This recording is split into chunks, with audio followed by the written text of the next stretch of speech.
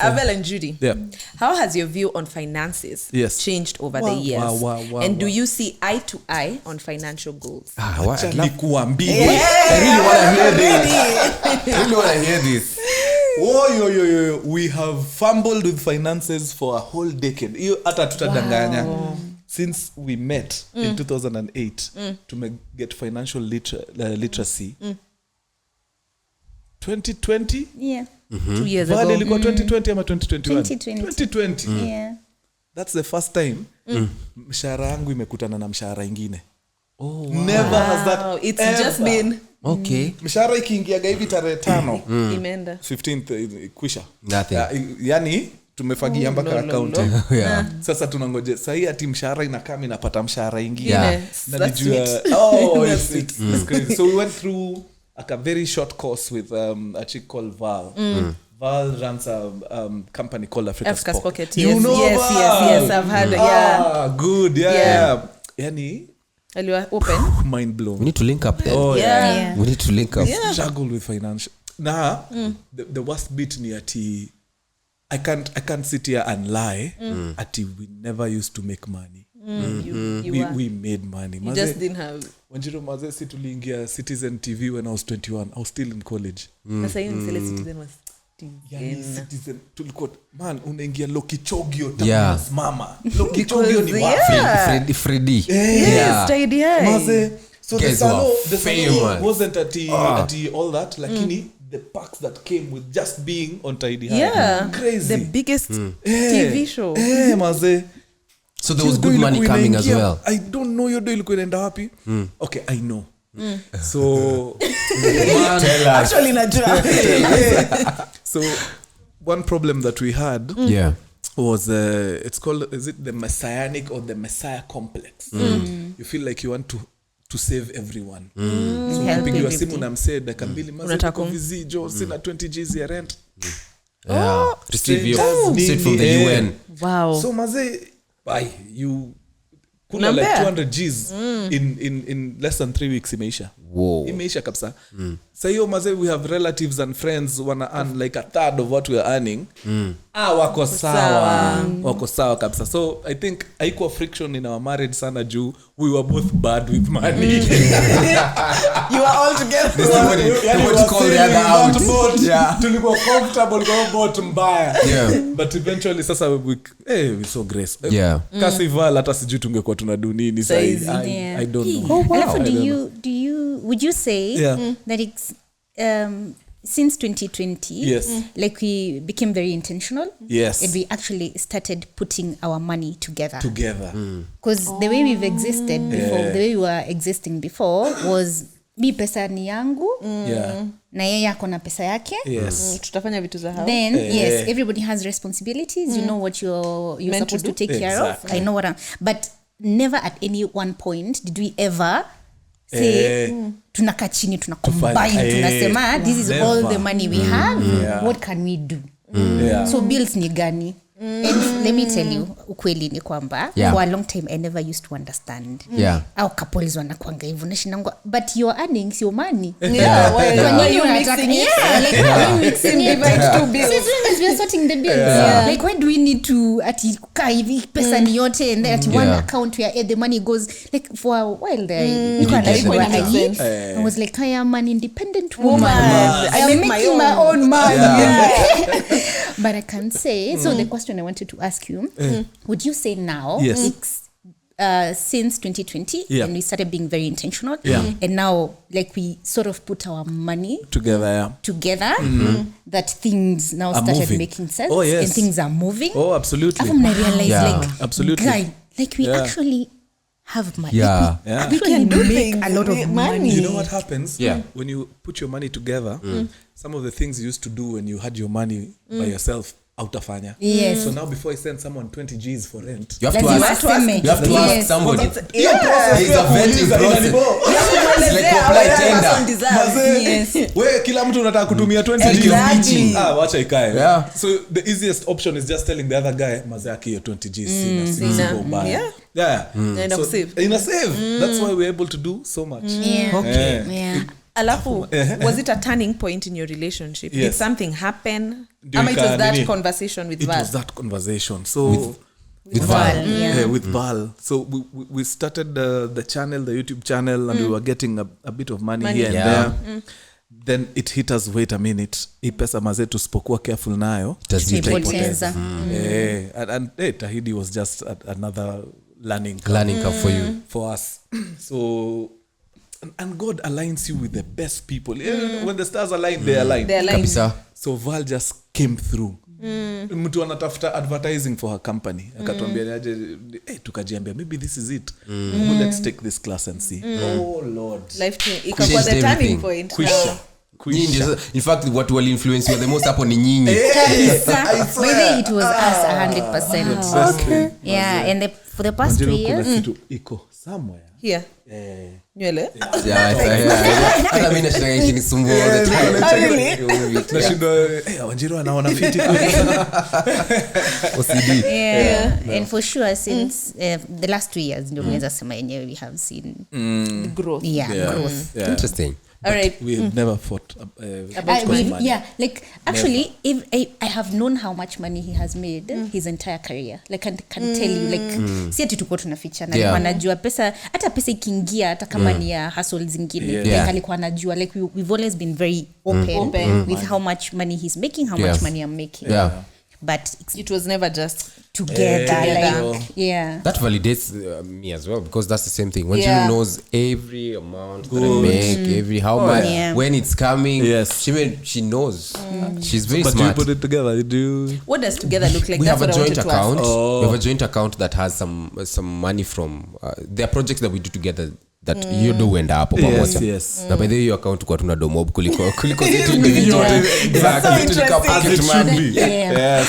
And then now we also have my account. She has hers as well, because she also runs her business Maua, which sometimes bites off her money. And then I also have music, which always bites off my money. So when I'm shooting music videos, I will take from my own money. When she's doing my Maua's from her money. But then we also have a joint account.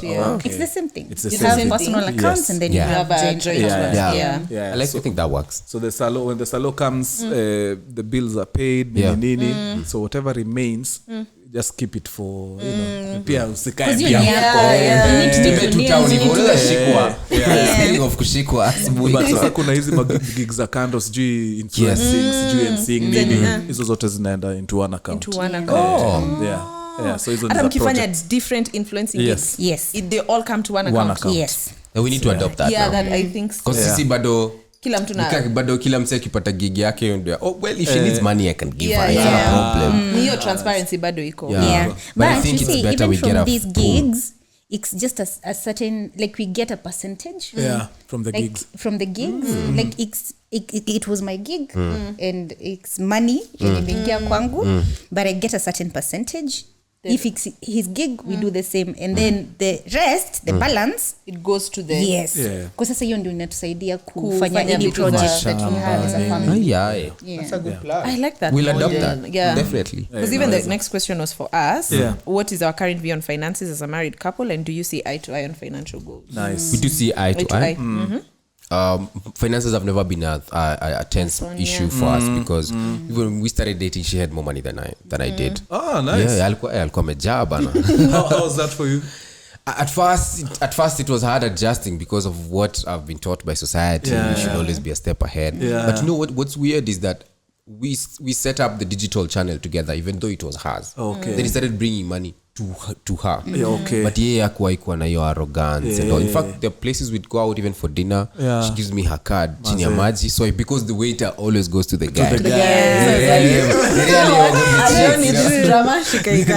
So she just give me hapo chini, a swipe, I look like I'm the one who's paid. So that already removed the awkwardness about money. So even now when we're getting married, when she needs money, she can ask me for whatever. When I need money, I can ask her. So I guess something that comes with the age, or not age, but the time. Duration, the time.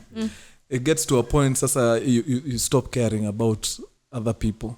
Like you literally look at her hapo kando, wait, goja kwanza babe. I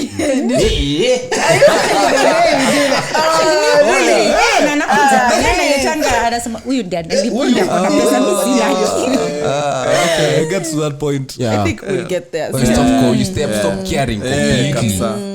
That's a good view. We'll get there. Want to get there as well. Abel and Judy. Kwisha. The hot seat. When you first met your partner, what did you wish they were? What do you appreciate the most about your partner? What do you appreciate the most about your partner now? When you first met your partner, what did you wish they were? Man, like those questions were perfect, man. Hata sikuwa nataka kitu ingine. Man, alikuwa anatembea hapo from the stairs. Unasema kwa hostel yao. Nakumbuka mpaka siku vividly alikuwa anaenda kwa dining hall.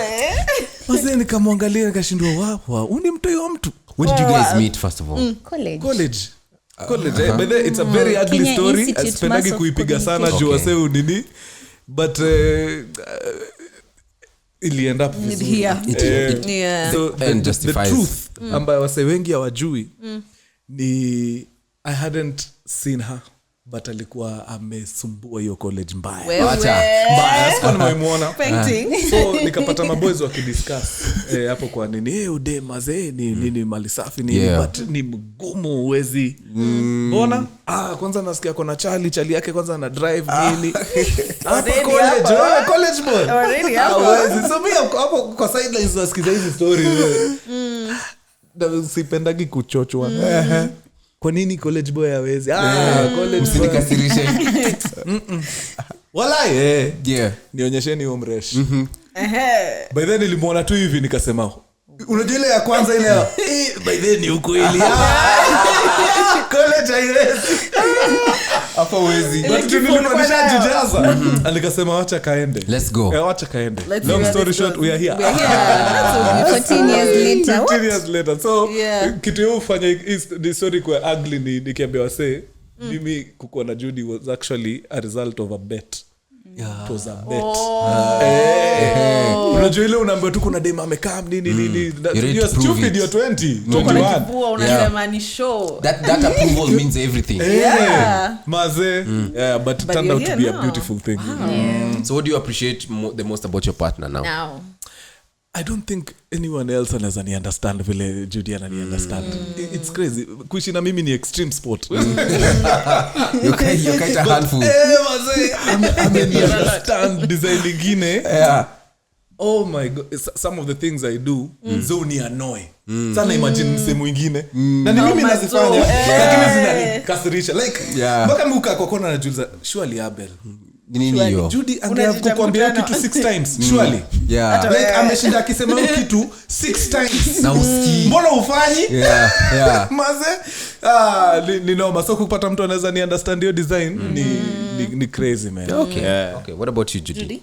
I would say honestly, and I think I mentioned it earlier, is the respect he has for me, like how much he respects me. That's everything. For me that's everything. Okay, that's cute. Ben and Wanjiru, what is the one habit your partner has that you have abandoned trying to change and you've decided to just live with that? Sijui kama nimeabandon. It's only 1 year. Najikaza.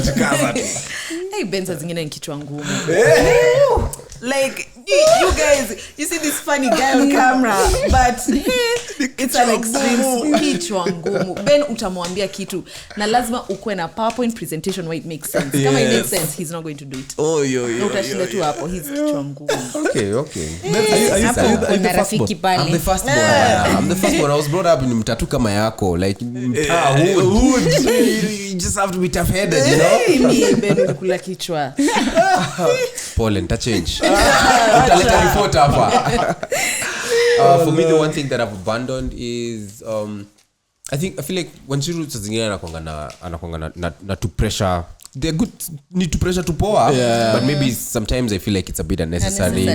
But it helps, especially with things like time, plan, project, work. She's very very structured, you know. Yes, you're such a Judy. Exactly, you know. There's so many things. Sometimes people like clear life iende venye inaenda.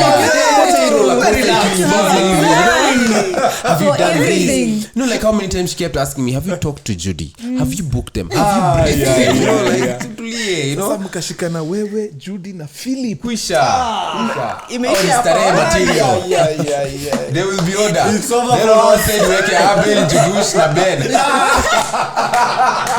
Nothing will be done now. We will deliver, but you know, we have a lot of values, you know. So I think we need that. We need you guys to continue to show that. That's how exactly. Yeah, balance. Interesting. Abel's. Oh, again? Wow. Yeah. So very fast. Wait, mimi nimeuliza. Ni Ben na meme. Tunarudi. So ni Abel alafu wewe. Okay. Wow, hope you guys are enjoying this show. You guys have subscribed. Ben and Wajiro. Ben, to the explain the what's the question? What's the question? And yeah, this will follow you to your grave. Explain the leaving the clothes on the washing line story to Abel and Judy. I want to know. Buda, ulitoka kwa keja. Bado umemaintain sasa. Ukaenda ukafika mali new hang. Hiyo distance yote ukuchange mind.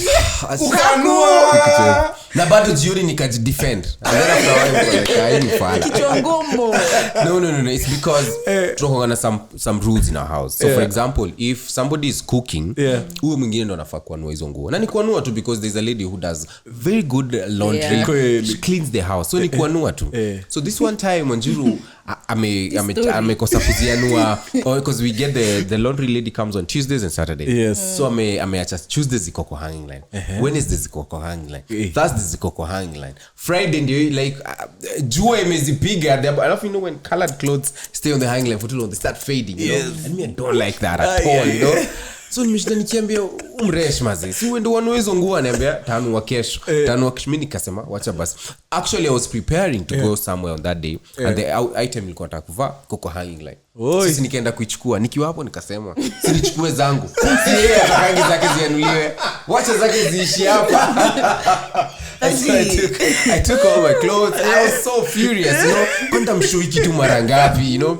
I just picked all my clothes, went to the house, then usiku akaka. Napata tu nguo zake hapo. Najipata nikiendea nguo. Naona tu hizi ni zangu za Ben ziko. Alianua na kazi. And I think I should have covered my tracks better. I should have left maybe like 2 items. Ndio isikuwe like nilianua tu zangu. But it was so obvious nilianua tu zangu. It was quite petty. It was really quite petty. I was watching. Nilikuwa na watch your episode. Then I burst out laughing. It was really petty. Like what? It was really but that was a little But unajua because of that story tukiongea na mabeshte tulikuwa tunasema marriage will bring out the pettiest. Yes, that's true. That like you will be so petty. I always say when in hindsight I was like I could have done better. I'm more mature than I'm above that, you know, like anyway. That was drama. What's the next question? So the next one is ni sisi. At any stage of your relationship, have you experienced that level of pettiness? Akisema ukweli Judy. Don't be intimidated by threats, nothing. Or Abel, if Judy has been petty like to that level or any level. Sijoangi kukuwa mpeti.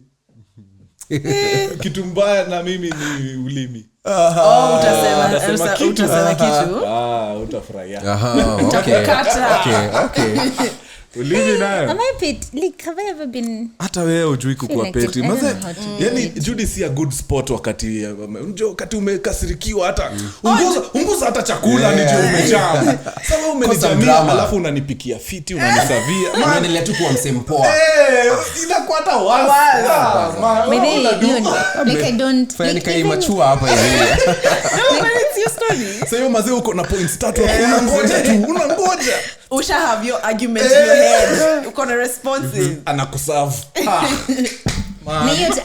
Na hiyo time ni amenikosea. But I'll still serve him dinner.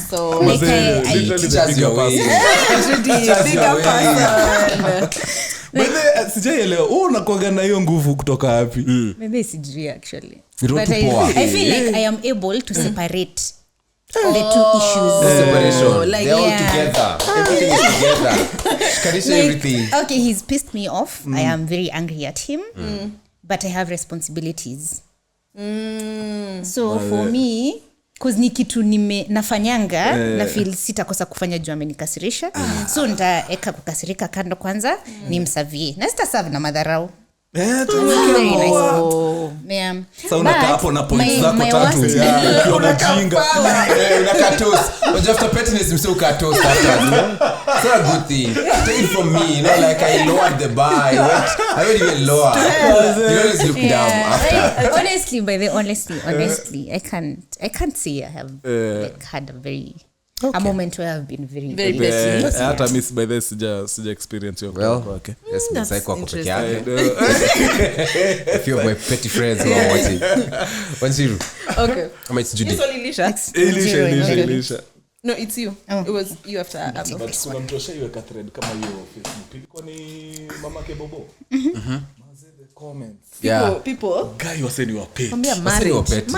Kuna mwingine hadi in fact kuna mwingine aliyeka Twitter ndio akatweet tena about me ni kuacha nguo nje. There's another one pia alisema I think the girlfriend alienda job na ile kitu ya stove ile ya kupika gas. Zile gas ndogo you twist like that. Alienda na hiyo bana job. Ujipange.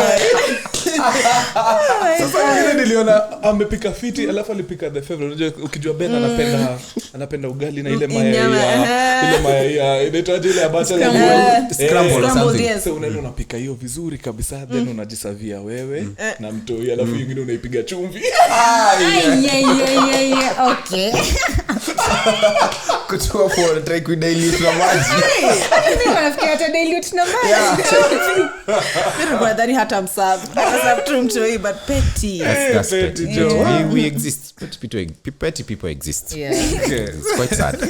All right. So complete this sentence with either the options below or your own phrase. Without forgiveness, my relationship would be A, over, B, I'm assuming this is Non-existent. Yes. And then C, forgiveness hasn't changed much for me.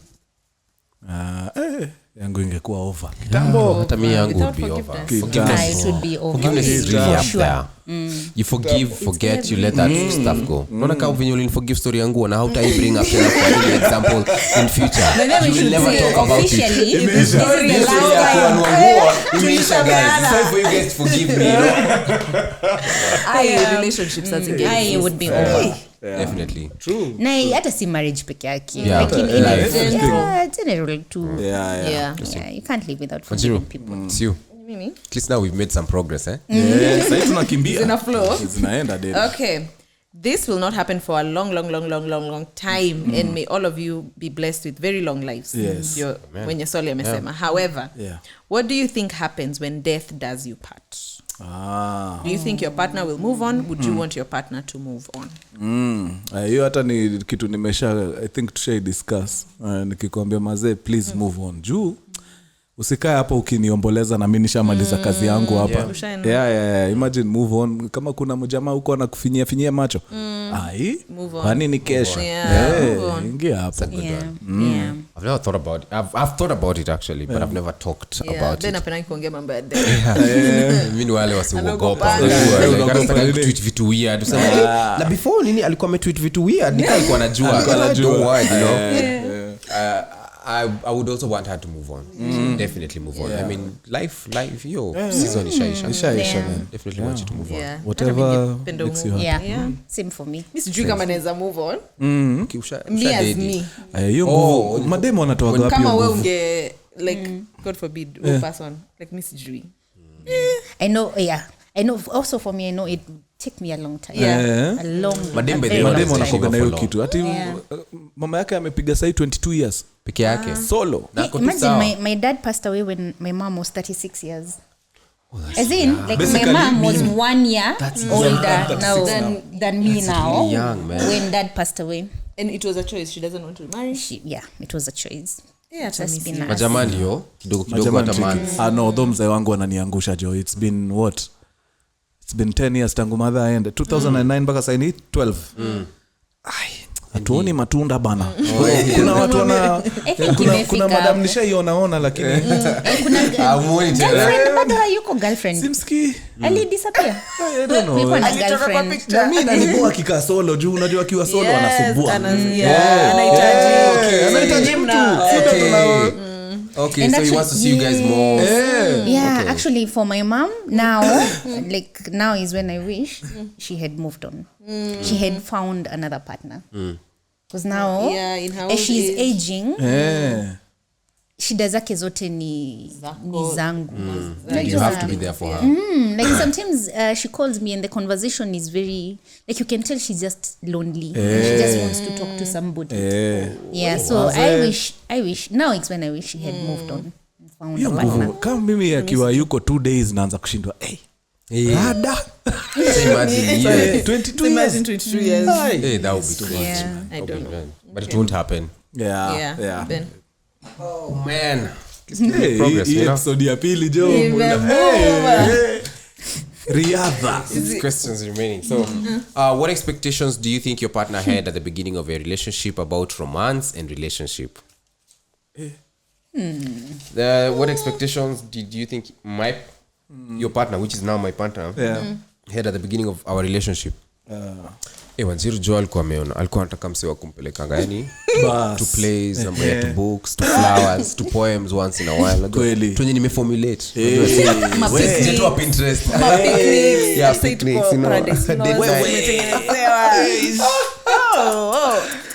Tabaki tu umepata kijana wa Muranga utangoja utaorganize your picnic as though it's a surprise to yourself. I'm improving. Hapo I guess. But yeah, tuliangukia. Wanziru alikuwa na hiyo Prince Charming. Prince Charming. What is it called? Hopeless romantic. Okay. Mimi basi niliangukia mbaya. Kijana wa Kibera alipata na msichana wa Nyeri sasa atambui hizo sio maua hizo ni vitu naanza kuona interest saa hii hiyo time hakuna mazi ungepatia Judy maua angechanganyikiwa mbaya hii ni ngishindo unataka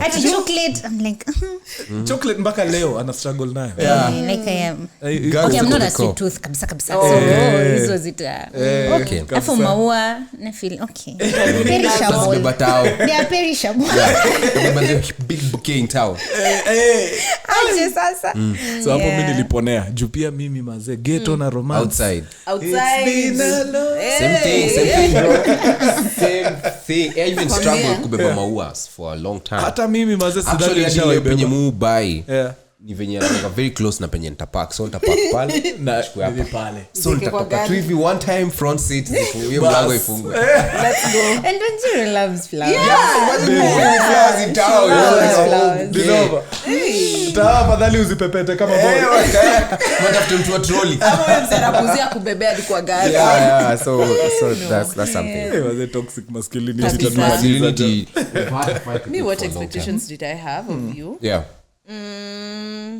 no what expectations did you think I had lakini Ben alikuwa anataka ule wife atakuwa anampikia anamfanya you know hizo traditional like like what our mothers were I think that's what Ben was looking for alikula kichwa atakapata alipata ule mwingine opposite there was that ngoja unaingia kwa nyumba hivi leo nataka matumbo na ugali mbili even ndio Ben alikuwa anataka pilipili but it's funny because sasa for me it was so because that's how I saw my mom treat my dad ndio nilikuwa nasema hiyo story ya kumserve food like I feel guilty when I don't do it and I realize for me it's because that's what I saw my mom do but the difference is because he doesn't expect it like he doesn't ask like he doesn't expect it so for it comes naturally exactly so for when I do it he's very appreciative wow like I says no thank you babe you know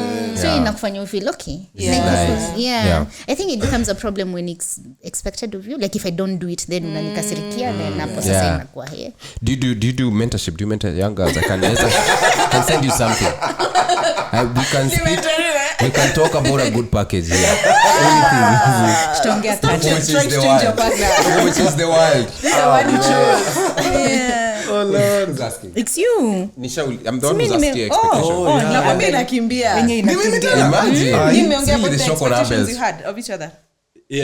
Umesema and it's the same for me. By then misikuwa okay, so kidogo tu naweza sema in terms of being like him being a bit romantic towards me. Yes. Yeah, but as he said, kijana wa kibira. The romance of patani. That's me. Yeah. Thanks Abel for showing me I'm not abnormal. Yeah, but he has very strange ways of expressing love. His and I think now I've learned them over, so I know. Akifanya hivi he loves you. Yes. He's showing you he loves you. Okay. Ngumu.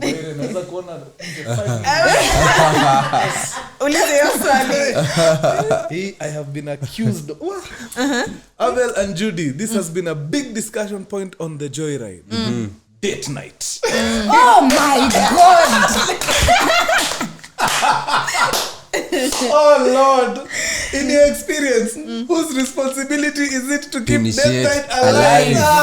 Yeah. Can I go first? Please go first. Because it was Abel and Judy. So Judy go first. Go first. Hey, that has been a constant fight in our house. Thorn in the flesh. Yes, for a while now. So I have always believed it's his responsibility to initiate date night.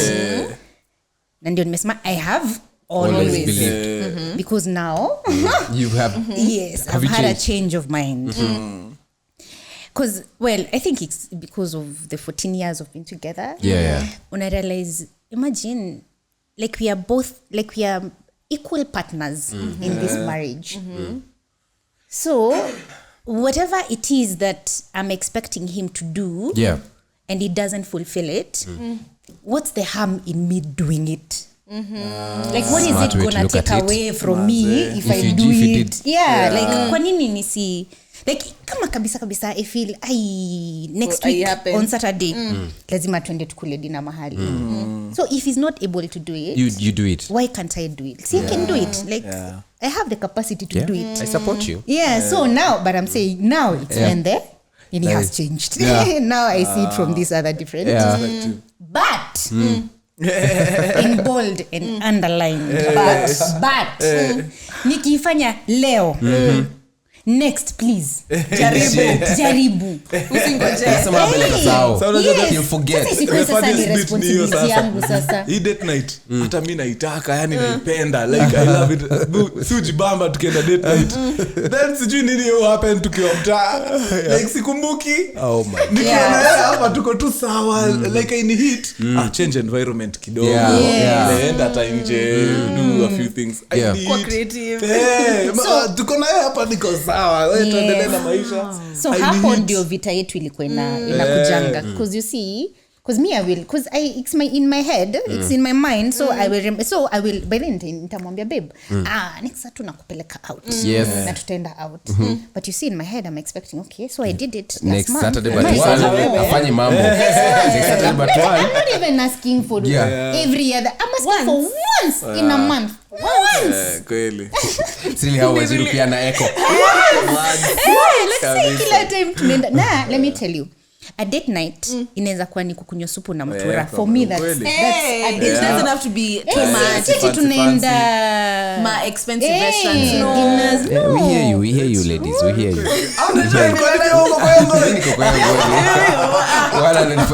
I'm highly considering to put, you just add it on my Google calendar. Actually, that's actually a very good way of doing it. I forget. Nikusahau. Si ati date night. Because I actually love them. I love them. What I mean, weirdly. Like nikiwa hapo katikati na mbona sifanyangi kitu. Mbona sifanyangi kitu. Nata si lazima ikuwe kitu lazima ufikirie too much. Unaona tu place unasema okay, let's go here. She's so good at those things. Even breakfast days. I've been introduced to breakfast days. Oh, nice. Vile Judy amesema, I can't do once. If I do once, fine. But once, twice, thrice. Sasa ni kuzoeana, tunazoeana. Pray for us, ladies. Yeah, tumesikia. Ladies, gentlemen, gents also want to know if this is your struggle as well. Ladies who are also struggling with this, please. Not just encouraging that 14 years later, they're Still fighting with this thing. I'm not ready for this. No. We'll have a different story. I'm not But ready. I feel like when you like when I would say for me for a long time because communication is everything in a marriage. Yeah. And personally I am not a good communicator. Yeah. I am not a good communicator. Because if I do something and then so I feel like if I have mentioned something once, twice, 3 times and you're not doing it, ni madharau na unanilenga. So na unajua utaishikilia like a shutdown, but you see my way of shutting down is not a good thing. Because yet I'm shutting down na nimeachilia. Shutting down with a grudge. Umeshikilia. So I feel like if you're able to communicate like very openly about these things, you ngoja years imeenda ndio if you're able to communicate early then you're good. That's a good one. Whose turn is it? Judy's 13 more years to go. Oh my god. Umeteseka ya kutosha. Mungu akumbuke. Yoania imekuonyesha. Wewe nipe uvumilivu. I need it. Oh Lord. Yeah. So That's actually question 1. Question 1 inakuanga imetegewa sana. Oh, India the first so one. tunafika kwa question 1. What advice did you get from family and friends before walking down the aisle? So for Abel and I, in your experience, which advice have you found helpful and which advice did you find you didn't need? So I think we need to answer the first. The first one. Before yes. Okay. So what advice did you get from family and friends before walking down the aisle? Mazee sisi wing it kila kitu I don't know why, but with regards to friends, we were the first people to get married. Actually, apart from Derek, the Mwekas, I don't think anyone else alikuwa sha. We were the second, yeah. Married ukiwa old, Abel? Like formally church, I was 29. It was in 2015, yeah. 29, okay, that's the same age as me. Yeah, living together though. Being together, mazee, 23. sisi ndio hata hao the Mwekas hawako wanajuana, si tukijuana like sisi ndio OGs kwa hiyo kikosi yote almost 14 couples. We were the first people kukutana. Nyinyi ndio mnaongeanga saa meeting. Exactly. So hata hizi vitu za marriage hakuna msee na sisi wote so that's now friends. With regards to family, saidi ya kwetu since madhe alienda ni mzaa yetu yuko. When we were getting married, nani alikuwa ameolewa? I think ni only Moses, my older brother. Na Grace. Yes. So I don't think we had a lot to talk about. Number 1, first of all, just kupatana kwetu inakoga ni Tricks. Naweza piga 9 months sijaona mtu kwetu. What? Kabisa tujaonana kabisa na macho. So I guess for us mostly ilikuwa winging it. Tuliingia tu kitu tukasema kaende sana. Sasa tujipange. Maze. Okay. Interesting. So for me, I would say when we first started living together, not married like legally, living together, I would say my mom told me, hey, na msichana. Okay, ilikuwa ya friends but wacha nianzie na family. So I would say my mom aliniambia na msichana ni kujipanga. Msichana lazima akue na kitu yake. And I think what she meant was you also need to be contributing somehow and also kimfuko if you can to the home. Support. You can't just expect your husband to be everything for you. And I think that was very helpful. Good from my mom. That's great. From friends, so sisi tulianza kuishi pamoja because I got pregnant. So of course from friends go of course there was a lot, from friends at that age because you're still in college. They're like, hey, are you sure you don't need to live with a man because you're having his baby? Yeah, but I can. For us, it was God's plan. That's what that's how I see it. Yeah, yeah. Everything happened as it was meant to happen. So 7 years later, when you're walking down the aisle, when you're getting married, I would say there was nothing much because tumeishi pamoja for 7 years before you. Yeah. So I can't remember. Okay. Hapo advice ikikuwa. Yeah. So you started dating Judy ukiwa 22. 22 years. Now that was the same period ulikuwa umerushiwa there. Yes. College. Yeah. I was 21. That was quick. No. By 20. Wait. What? Yeah, 2008. Yeah. 2008. Because we had been together for 2 years before Mombos came. Yeah. So vijana walikutii sasa. Mbaya. Wewe ndio uliingiza ile dembo. Stana king. Actually, I think for me, we had lived together for so long. Yeah. I guess people around kind of felt like this one does not need advice. They've lived together for so long. They should advise us. They assumed we knew what we were doing. Yeah. Okay, so for Ben and Wanjiro, what is one piece of advice you got that you haven't needed so far? One piece of advice that we got that we haven't needed so far. I guess a lot of advice we were given when kids come and the kids haven't come. Okay. So we haven't had to use that. You're told when the kids come, don't forsake your man. Don't do it. Oh, forsake your man in the house. What advice were we given that we don't feel like now we need it? Are there people who told us not to be open about finances? I had a couple who advised me. Mwanaume pesa yake ni, you hide it, but it's pretty That's sad. That's a very sad way of looking at life. Very. And I don't know when people will unlearn that. Actually, I know we are pressed for time, but let me tell you a short story. Tell us. Some guy used to work for KRA. Then got to a point akamwa, you know what, serikali pia ikwende. So he went into consultancy. Okay. So he discovered there's a gap somewhere. So most people have money, they have businesses here and there, but they're clueless when it comes to taxes. Right. Yeah. So akamwa, mimi I'll be getting the taxes from them. Na kwa middleman wao na KRA. So he started with Muranga because his best friend had, I think, first of all came from Muranga, and the dad was a bit wealthy. So they agreed, wenda ambia mzae, I collect his fellow wazae zuko who own stuff nini. I just have a session with them about taxes. So it was pangwad, they had a nini, and the guy left for Muranga. Yeah. Na akapata a good chunk of wazaes, like 15 of them, like in businesses and whatnot. So akajintroduce, akasema, I used to work for KRA nini, and we've noticed there's a gap. Nyinyi watu wa huku, especially mashinani kuna businesses amlipi taxes. Na si ati juu ni ukora, ni juu hamjui. So there was were there like, tunalipa tax, tunalipa kila mwezi, hata ukiuliza nini kuna kuaga na check standby hiyo kazi. So he's like, okay, wacha tuanze na wewe. So he started with the guy's father, huyu rafiki yake. Yep. Wacha tuanze na wewe, unapatiana kama how much in taxes.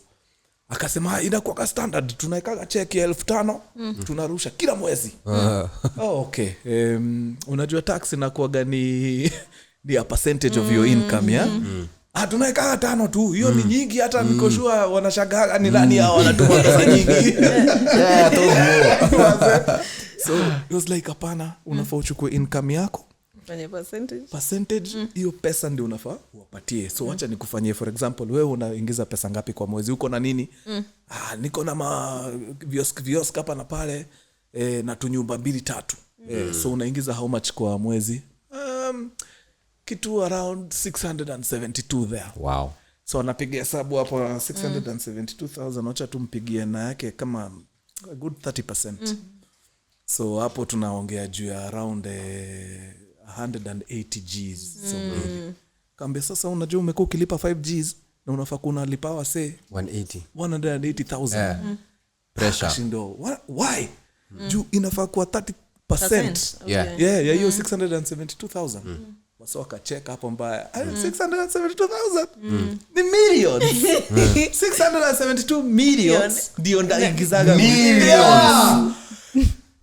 Boy, by the way he was taken aback. Alika hapo ameangalia say na wanalipa tu 5,000 pia wao maji. Wait a minute, mnaingiza 672 million. Akaambiwa kwa hiki kosi huyu umeanza na yeye ndio mdogo. Kuna watu wanasukuma abi. Huyu ako na 17 flats pipeline, ako na what? So kisema kiosk na shati imeraruka, ako na koti inaka sijui aje viatu. So akaambiwa mazee mnafampatia gavado nyinyi by the gava ikijua hizo zinaenda zote hizo building.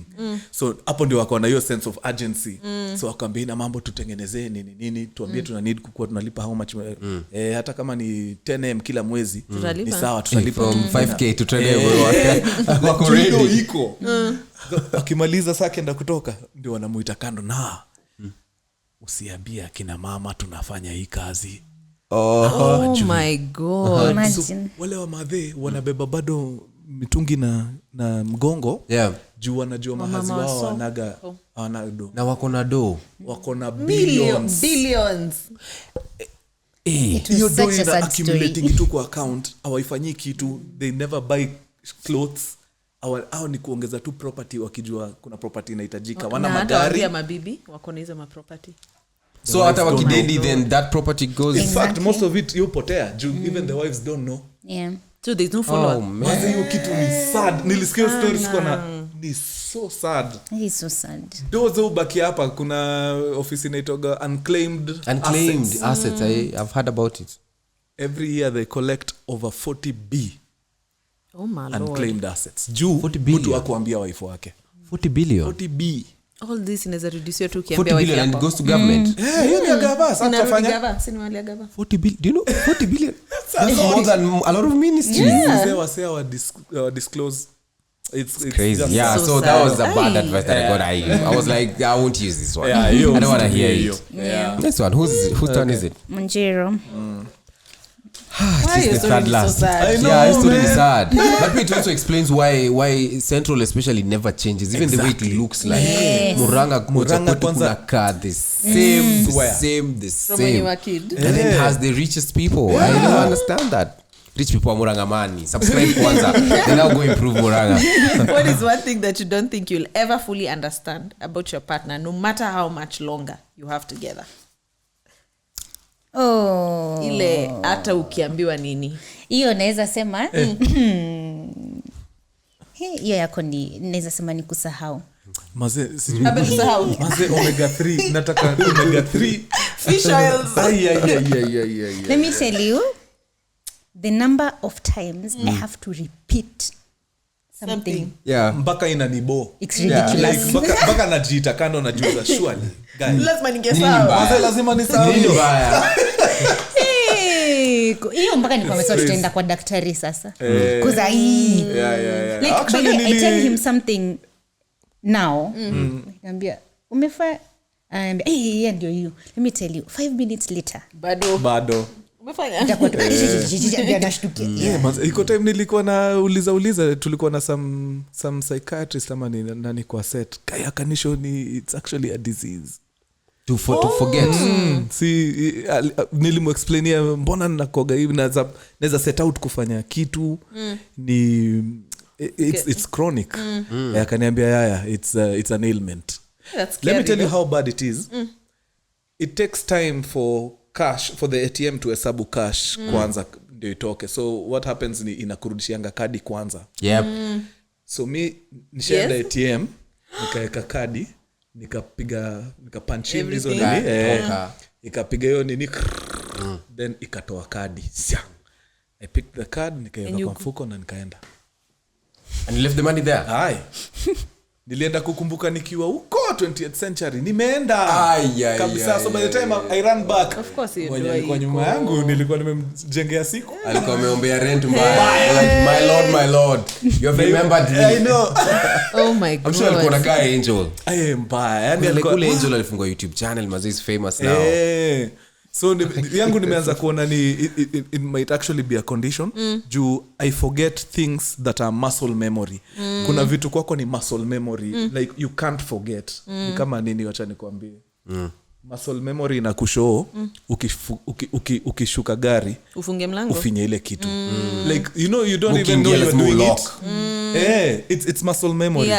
So nishaanza kusahau mpaka vitu zenye ni muscle memory. So naweza enda ni park gari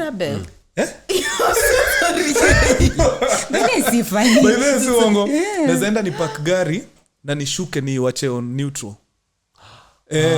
Okay. Na nishuke niende kabisa like hiyo ni kitu hata nilikuwa nafanya kana nimefunga macho. Ukisha park gari you put it on P na unatoka unaishia. The number of times nimeacha neutral yani na haikuwa hivyo like nika inaenda so ndio nikauliza nikaambiwa is there a cue, is there a way it can be treated? No hiyo ni ka diabetes ikisha inaweza kuwa ni onset ya inaitwaje ile ya Alzheimer's. Inaweza ikianza inaanzaga na vitu kaizo. So najua tu nikiwa 60 70 ndako mtu wa tunaombea the best but na sasa hapo ndio nimelearn ku practice my patience because you see at some point it gets to a point where you feel like he's ignoring me like he doesn't listen like kwa nini usikizangi but unaona kama sasa tukienda kwa restaurant tu keti chini tukule lazima wacha nikwambie lazima mimi ndo nitachukua simu yake kumwambia shika simu like for him anything yenye alikuwa nayo akaikelea kwa meza imeenda hivyo akimuuliza simu zenye amepoteza hivyo simu nikiwekelea place ni hivyo like ataenda so wife ndio lazima like mimi naendanga niki lazima ukumbuke like lazima nikumbuke hata akibeba kitu naendanga nikisema and I'm not with him I'm like oh my god I have to keep calling him kumbuka kurudi na acha nikwambie he's on a flight hii time when wamekuwa namuulizanga haya ID iko before a board namwambia uko na ID iko wapi because I know it like ata isahau tu mahali. Oh wow. I know. So like even leaving your ID at this security place. Quick. You imeenda. Actually his saving grace is because he's well known. So they don't most of the times watasema hiyo ni Abel watatafuta tu vile watamfikia. And now it's crazy. So there's a place you've left it alafu wase wakakutafuta then how to get you. Hata simu kuna mali ameacha watu wanamtafuta. Wanajua ni yake. Na kuna medication. Apparently haina nikaa tu hizo akina nini Alzheimer's ama dementia yes dementia you una manage okay so recently ndio nimeanza ku notice inaanza kukua noma juu zamani ilikuwa ningesahau tu vitu short term but sasa ukianza kusahau vitu muscle memory hiyo sasa ina kushow this is you're not okay sorry man. For the best. Tunapambana for the best. Sasa the amazing bit ni ati kuna vitu sasa nitasahau kesho lakini nikishika kama sawa when I'm telling a story I will remember every facts dates everything places names everything. That's interesting. That's your creative side. Because stories zako kwa very detailed. Very detailed. Very detailed. So I thought like you must have the best memory. But also wingi memories like ukienda umake memory somewhere. No. Moments yako tu ni vitu. Okay. Interesting. Aya, na whose it was? No, atakuwa tumemaliza kujibu. Oh really? What's that one thing you would change? Judy alijibu. I give up. Ilikuwa nauliza swali. I think only Judy ali. Yes. No, I think it was No. I think we did because it was the one piece of advice you got that you one piece of advice that we didn't need. Yeah. After Judy, it's me. Yeah. Wow, this is the last question. Then Abel anaanza shikilia hiyo. Shikilianga tu hiyo ni Saliza. So, yes, this is question 4. How many times do you think you have broken your partner's heart? How many times do you think you've broken your partner's heart? Yani na sit only 1 year. And some are intentionally, some are very unintentional. I guess it comes back to forgiveness. Yes, actually got that. Hizo ni mimi. Hapo si tunakubaliana tu. But is that a heartbreak or a disappointment? There's a difference. Oh, really? Oh, no, A heartbreak there's a difference. Is it's a bit heavy. It's like when somebody does something really big, like imeku crash. Okay. But disappointment nile, maybe you're supposed to do something and then you forgot. You're supposed to ulikuwa unafaa kupita supermarket. You forgot. Ulifika kwa supermarket hata ndio mafuta uliongeza kiasi. Kuna ma disappointment. Kuna ma heartbreaks for me. Like argue alafu msee anakuambia kitu in the heat of the moment. Okay, yeah. Hiyo kitu unaibeba. Heartbreak iko. Mimi nimekuwa na my good share. Heartbreak. Yeah. So the other question is how have you dealt with a heartbreak from your partner? Maybe forgiveness. You have to bring yourself to a place of unajiforce kuforgive himself. Force, na sometimes it takes a bit long. Inaweza kuwa si kitu ya kesho na kesho kutwa. But forgiveness for sure. Yes, for sure. Okay. Mine ni different kidogo juu personally sijuangi kushikilia kitu for long. So kesho nikiamka nasikia gatu sawa. Sijui mbona nakuaga hivyo, like nikilala niamke. That's me. Hata Ben anakuanga hivyo. Asubuhi niko ready for round 2. Sawa naamka good morning. Mimi hata tunaweza but they will get there after 2 days tutasikizana. Maybe we have a conversation and we make up, but it takes time. But iko tu kwa roho. It's very quick. Very fast kama tumemove on. Quick. Lakini sasa downside yangu ni kuna place hiyo ufika inakuwa hakuna point of no return. Ikishafika hapo imefika. Wacha tufunge hii story. Wacha iende hapo. And the final question of the day be asked by Abel. Question number 3 ndio inatufungia siku na inasema marriage is hard. Based on your experience, discuss. I don't think tumepiga enough time ya kusema marriage. I think sai bado tuko sweet stage. Honeymoon bado nini. I'd say that as well. We're still too young. Tuko quick to forgive. Tunasema na pia tujafanyana like But I think it's hard because it makes you face the hard stuff about yourself. The hard reality about yourself. That you are tough-headed. Very true. Which comes from a place of maybe you are always defending yourself.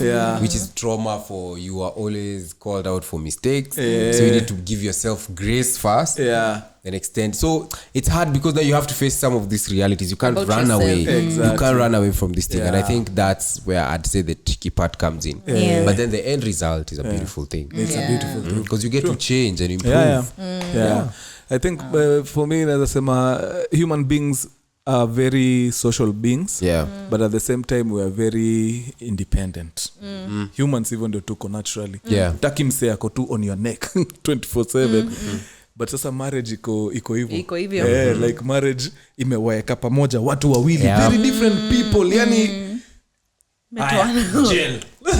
make it work. So every day tu ni challenge mpya.